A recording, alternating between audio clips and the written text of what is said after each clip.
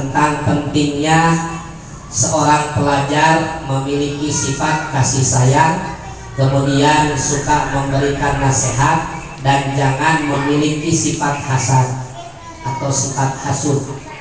Jadi seorang alim itu orang yang belajar ilmu agama, yang pertama harus memiliki sifat kasih sayang terhadap siapapun,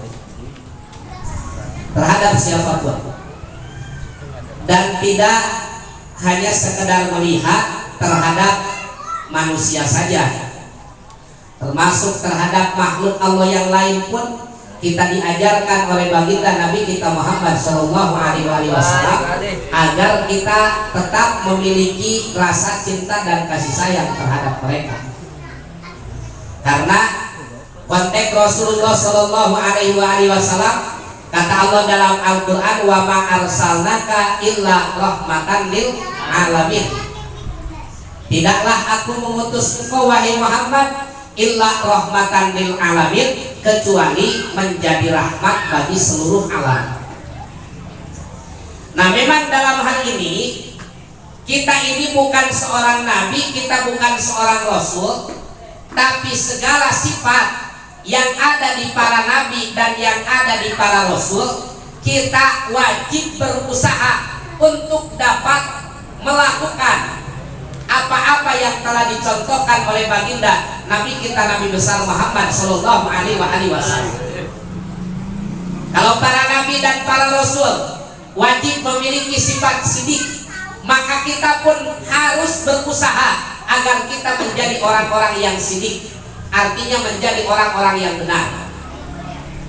Yang kedua, kalau para nabi dan para rasul memiliki sifat amanah, maka kita pun wajib berusaha agar menjadi manusia yang memiliki sifat amanah, yang artinya adalah terpercaya.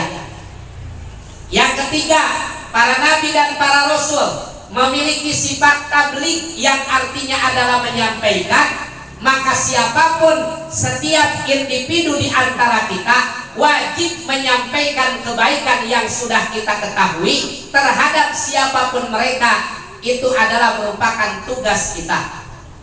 Dan kemudian yang keempat, kalau para nabi dan para rasul wajib memiliki sifat fatonah, maka kita wajib berusaha agar kita menjadi orang-orang yang pintar. Nah, kemudian konteks lain, kata Allah dalam Al-Quran, wa ma arsalnaka illa rahmatan lil alamin. Rahmat itu, konteks rahmat apa sih yang disebut dengan rahmat? Rahmat itu memberikan sesuatu kebaikan dengan tanpa dipinta terlebih dahulu, dan kemudian tidak mengharapkan balasan apapun dari kebaikan yang dilakukan. Itu namanya adalah rahmat. Rasulullah Shallallahu Alaihi Wasallam menebarkan kebaikan bukan hanya terhadap sahabat-sahabatnya, akan tetapi kebaikan Rasul tebarkan terhadap musuhnya sekalipun. Rasulullah memberikan kebaikan bukan hanya terhadap umat manusia saja, akan tetapi golongan makhluk yang lain, dan termasuk pepohonan, bahkan hewan-hewan ternak, binatang-binatang yang lain. Mereka mendapatkan rahmat, mendapatkan kebaikan dari sebabnya wujudnya dan lahirnya baginda Nabi kita Nabi besar Muhammad Sallallahu Alaihi Wasallam. Makanya ketika Rasulullah masih bayi, masih digendong sama salah satu ibu yang menyusui terhadap beliau, yaitu Siti Halimatus Sa'diyah. Kalau kita baca di dalam kitab Berjanji atau di dalam disebutnya rawi, kalau istilah orang Betawi, di rawi itu diceritakan oleh Siti Halimatus Sa'diyah. Ketika Siti Halimatus Sa'diyah menggendong Nabi kita Muhammad Sallallahu Alaihi Wasallam di masa Rasul masih kecil, waktu itu belum Allah angkat jadi Nabi, waktu itu belum Allah angkat menjadi Rasul karena masih bayi. Tapi irhasnya udah kelihatan.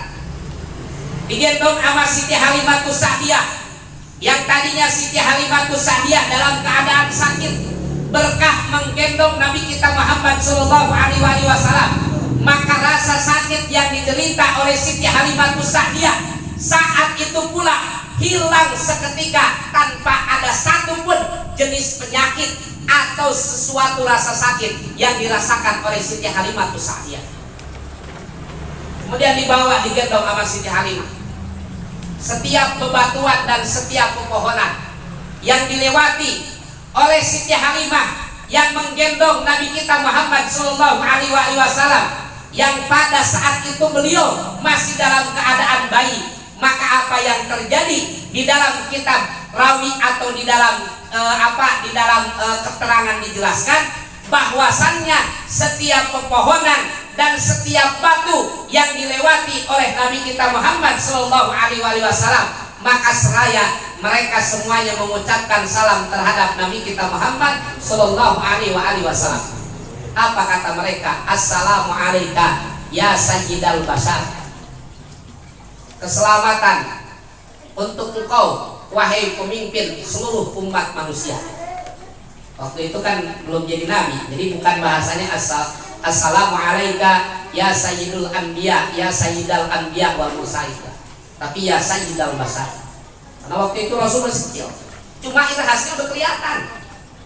Nah disinilah jangankan orang yang baik, saat itu sampai dijelaskan di situ di dalam rawi itu sampai dijelaskan waktu Rasulullah Shallallahu Alaihi Wasallam lahir, karena kebetulan ayahanda beliau yaitu Sayyid Abdullah, ketika Rasulullah 2 bulan dalam kandungan ibunya yaitu Siti Aminah, maka Sayyid Abdullah kemudian dipanggil oleh Allah Subhanahu wa Ta'ala. Beliau wafat dan kemudian setiap makhluk mereka usul dan meminta terhadap Allah Subhanahu wa Ta'ala agar mereka dapat mengurus dan membesarkan baginda Nabi kita Muhammad Sallallahu Alaihi Wasallam. Gunung usul sama Allah, ya Allah, kata gunung, biar aku yang merawat Rasulullah. Kata Allah, enggak, bukan kamu yang akan merawat Muhammad. Kemudian lagi lautan usul, bintang bulan usul, para malaikat usul, dan kemudian makhluk yang lain sampai binatang buas sekalipun. Binatang buas, harimau usul sama Allah. Sambil ngaung tuh harimau, kata tuh harimau, ya Allah, biar aku yang mengurus Rasulullah Sallallahu Alaihi Wasallam. Apa kata Allah Subhanahu Wa Taala? Bukan engkau wahai harimau yang akan mengurus terhadap kekasihku Muhammad Sallallahu Alaihi Wasallam.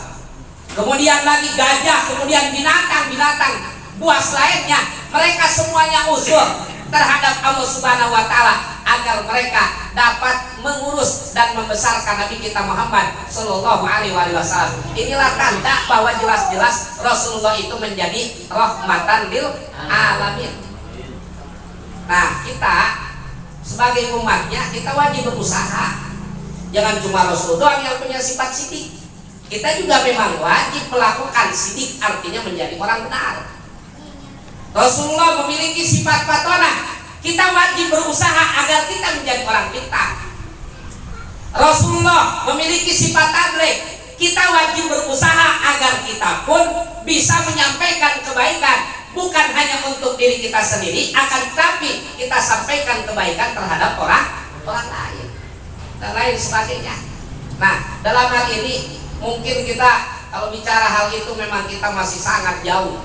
Apalagi kalau dibandingkan dengan Nabi kita Muhammad Sallallahu Alaihi Wasallam, kita ini nggak ada apa-apanya. Nah, tapi dalam kitab Ta'limul Muta'alim, pelajaran kita malam hari ini diajarkan bahwa kita wajib memiliki sifat syafaqah, yang artinya adalah kasih sayang terhadap siapapun.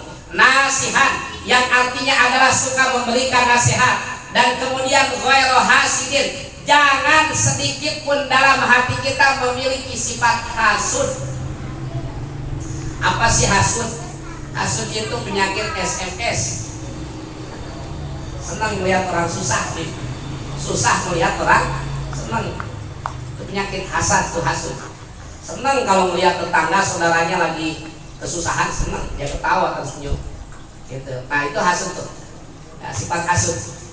Jadi kalau melihat orang kerja lama nggak naik-naik, jabatannya, gajinya nggak naik-naik, dia senyum bahagia.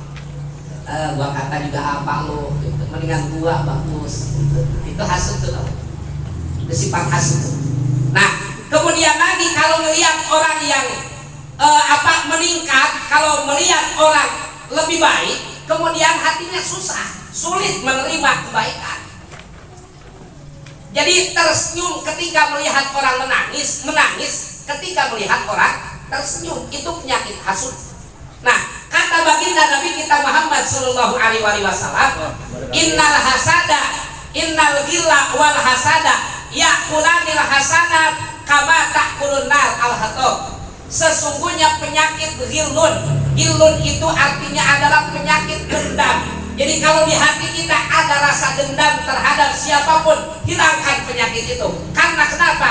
Penyakit dendam terhadap siapapun dan penyakit hasud terhadap siapapun nggak suka kalau melihat orang bahagia, dan kemudian bahagia kalau melihat orang susah. Maka ketika ada penyakit dua ini, maka yakulanil hasanat, ini semua penyakit ini akan memakan amal-amal baik kita, kama ta'kulun nar al-hatab, seperti memakannya api pada kayu bakar.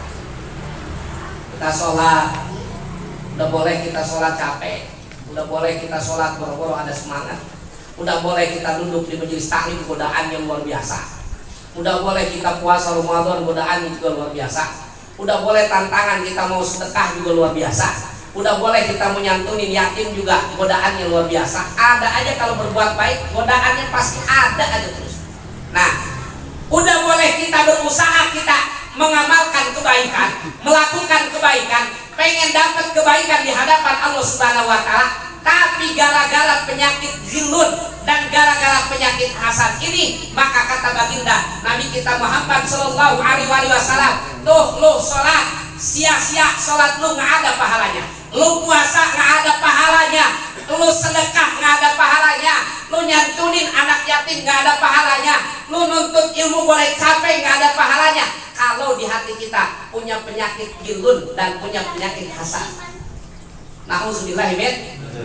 Makanya kembali ke hati-hati juga. Nah, kembali ke sini-sini juga.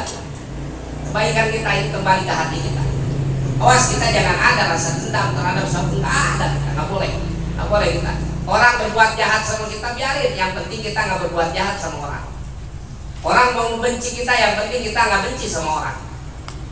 Orang mau degik, mau gendek sama kita biarin, yang penting kita nggak degik, nggak gendek sama orang. Terserah orang mau sifat apa sama kita, yang penting kita nggak berusaha begitu. Itu yang berusaha begitu, dan itu memang bukan hal yang mudah, kecuali dengan cara kita banyak mendekatkan diri kita terhadap Allah Subhanahu wa taala. Mohon perlindungan sama Allah, banyakin kita istighfar, banyakin kita taubat sama Allah, karena itulah yang akan mengotori batin kita, dengan sebabnya kita banyak melakukan perbuatan dosa. Ilmu susah masuk ke dalam diri kita kalau dalam hati kita masih ada sifat ghillun dan masih ada sifat hasad. Nah, kembali apa yang kita pelajari malam hari ini, yaitu ada satu keterangan di sini, wayan bagi Allah yunazi'a ahadan wala yukhasimahu. Penting bagi seorang pelajar, satu, jangan memiliki sifat yunazi, artinya adalah kita suka yunazia itu berselisih. Jangan suka berselisih, wala yukhasimahu, dan jangan bermusuhan. Jadi perselisihan dan permusuhan ini adalah merupakan sifat yang gak baik. Perselisihan dalam segala hal apapun. Kalau berbeda pendapat wajar, tapi jadi perselisihan itu jadi yang salah, berselisih, sehingga timbul ada kebencian dan ada kedengkian dalam hati kita, karena sebabnya kita memiliki sifat yunazi dan memiliki sifat yukhosim, yang artinya adalah bermusuhan. Kalau udah sifatnya perselisihan, kan itu namanya udah nggak baik. Ya, kalau berbeda pendapat mengapa Pak? Umpama contoh kayak begini, kata Bang Ayu, gimana kalau malam hari ini kita ngeliwat itu pakai ayam bakar? Kata Bang Ayu, kata Bang Yogi, jangan dah, kalau ayam bakar jangan doyan, ikan teri, gitu kan? Nah itu kan pendapat yang berbeda. pendapat yang berbeda. Tapi kalau umpamanya dari sekian banyak usulan kita nggak mau nerima dari hasil musyawarah, nah maka bakal timbulnya apa? Nah itu tadi nazmun dan khosmun, artinya adalah perselisihan. Ini timbul betul, pendapat si Yogi emang apa? Udah gue bilang tadi kata Ayu gue setuju bisa, udah pakai daging ayam biar enakan. Gue nggak setuju sama pendapat Yogi, enggak, gue mau sampai kapan juga gue nggak setuju, pokoknya mah bener gue sama Yogi. Nah itu namanya adalah nazmun, ada sifat nazmun. Dan khosmun artinya adalah sifat permusuhan. Jadi perbedaan pendapat itu wajar. Perbedaan pendapat itu wajar. Kapanpun dan dimanapun kita hidup, dalam hal berbeda pendapat itu tidak akan pernah hilang. Karena memang Allah ciptakan kita ini berbeda-beda. Dan dengan perbedaan ini kita harus bisa menyikapi dengan baik. Contoh aja yang kecil seperti ini. Kita nih kalau melihat umpamanya di halaman rumah kita ada tanaman, kemudian bunganya tuh warna-warni, ada yang warna putih, ada warna kuning, ada yang warna pink, ada yang warna ungu segala macam gitu ya. Kemudian pagi hari kita buka pintu, pagi hari kita buka itu jendela, dilihat itu kembang warna-warni tuh, kemudian lagi pada merekah dan tuh lagi pada lagi pada ini kan bunganya lagi mekar, lagi apa mas? Lagi mekar, lagi pada mekar. Kita lihat kan indah. Kalau monoton putih semua, kurang indah rasanya. Enak melihatnya, lama-lama bosan. Lama-lama bosan. Nah, tapi justru dengan perbedaan ini justru jadi indah. Jadi wajar perbedaan pendapat itu. Yang nggak boleh adalah nazmun, artinya berselisih. Nah, sifat berselisih udah ada hal yang nggak sehat di hati, apalagi udah sifat khosmun. Khosmun itu artinya adalah bermusuh-musuhan. Sedangkan Nabi kita Muhammad SAW tidak mengajarkan hal ini. Terhadap siapapun kita nggak boleh bermusuhan. Sama orang kafir aja sama orang kafir. Kalau kafirnya masih kafir dimi konteksnya kita haram untuk menganiaya, kita haram meneteskan darahnya walaupun cuma satu tetes. Kita haram mengganggu kehormatannya, kita haram mengganggu harta bendanya dari orang kafir kalau kafirnya masih kafir dini, kecuali kalau kafirnya udah kafir harobi. Apalagi yang memang kita satu akidah, apalagi kalau memang kita satu wadah ya. Kalau kita masih ada sifat khosmu dan ada sifat nazmu, maka berarti ilmu kita jauh daripada kata kemanfaatan. Nah makanya yang paling terbaik memang kalau manusia mah nggak ada yang sempurna. Nabi kita Muhammad SAW beliau mengatakan, apa kata Rasulullah, kullu bani Adam khata'un wa khairul khata'in at-tawwabun. Setiap manusia pasti punya salah. Ya, nggak ada manusia yang sempurna kecuali Nabi kita Muhammad SAW. Masing-masing kita punya dosa, masing-masing kita punya kekurangan, masing-masing kita punya kesalahan. Nah, tapi harus saling memaafkan. Dan orang yang terbaik di antara orang yang bermusuhan, di antara orang yang berselisih adalah mereka, orang yang paling pertama kali datang dan kemudian meminta maaf terhadap orang yang berselisih. Suatu saat baginda Nabi kita Muhammad SAW di suatu hari, di sore hari setelah sholat asar, Rasulullah bilang, ya ketika sahabat lagi pada kumpul, apa kata Nabi kita Muhammad SAW? Kata Rasulullah, aku haramkan saat ini kalau ada di antara kalian orang yang memutuskan tali persaudaraan, orang yang sedang berselisih, orang yang sedang bermusuhan dengan orang lain, maka aku haramkan duduk kalian di sini, kata Rasul. Satu kali Rasul bilang begitu, belum ada sahabat yang bergerak, semua menunduk, tidak ada yang berani mengangkat kepala. Kedua kali Rasul bilang begitu, masih semua sepi sahabat, nggak ada suara sedikit pun. Ketiga kali baru paling belakang pojokan ada seorang sahabat yang langsung lari dan tanpa pamit terhadap baginda Nabi kita Muhammad SAW. Dan kemudian nggak lama kemudian sahabat yang lain hanya heran dan Rasul hanya menatap itu sahabat yang lari kencang. Nggak lama kemudian itu sahabat balik lagi ke situ, air matanya menetes, mukanya merah dan kemudian dia dalam keadaan sedih yang sangat luar biasa. Dan ini sahabat langsung mendekati terhadap Nabi kita Muhammad SAW. Rasul bertanya, ada apa gerangan dengan engkau wahai sahabatku? Dan dari mana engkau tadi? Kata sahabat ini, ya Rasulullah, ketika engkau menyampaikan bahwa engkau haramkan duduk dengan engkau dengan sahabat yang lain di sini, orang yang punya perselisihan dan sifat permusuhan terhadap sesama, maka saat itu kata ini sahabat, sesungguhnya aku sedang berselisih dengan bibiku ya Rasulullah. Dan kemudian ketika ketiga kali engkau menyampaikan kata yang tadi, maka langsung aku lari memohon ridho, mohon maaf terhadap bibiku agar bibiku memaafkan kesalahanku. Dan alhamdulillah ya Rasulullah, bibiku memaafkan terhadapku dan aku pun sama memaafkan terhadap dia, dan pada akhirnya kami kembali menyambung tali persaudaraan dengan saudaraku ya Rasulullah. Apa kata Nabi kita Muhammad sallallahu alaihi wasallam? Kalau kalian pengen tahu siapakah di antara kalian yang akan masuk ke dalam surganya Allah, inilah orang yang seperti ini, mereka yang berani mengaku kesalahan dan meminta maaf terhadap siapapun. Jadi kita jangan jadi orang yang ego, jangan jadi orang yang egois. Memang susah. Kalau minta maaf lebih mudah, tapi ngasih maaf yang ada susah. Minta maaf memang lebih gampang, minta maaf lebih gampang. Ngasih maaf yang lebih susah. Tapi minta maaf juga ada susah juga. Apalagi kita main duluan kita minta maaf. Main duluan. Dan orang yang paling baik adalah orang yang paling dahulu meminta maaf terhadap saudaranya yang lain. Jadi mudah-mudahan kita termasuk orang-orang yang memiliki hati yang berusaha. Kita mudah-mudahan hati kita lebih baik lagi. Amin ya rabbal alamin. Karena kenapa? Ilmu itu yang sering saya sampaikan, ilmu itu seperti air. Ilmu itu seperti air. Air itu tidak akan pernah ada di tempat kecuali tempat itu lebih rendah. Kalau tempatnya masih tinggi, itu air pasti bakal terus turun dan turun.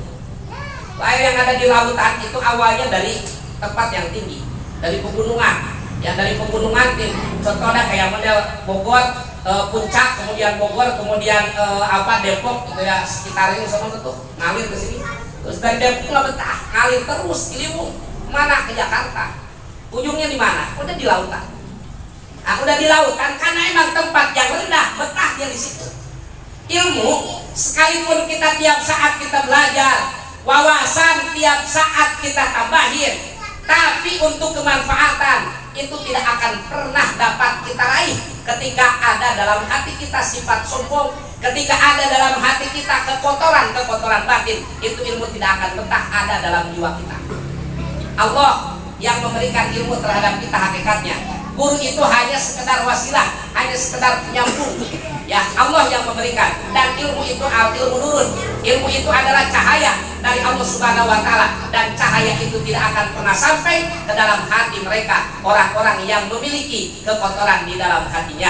Mudah-mudahan dengan adanya pelajaran kita malam hari ini senantiasa kita dapat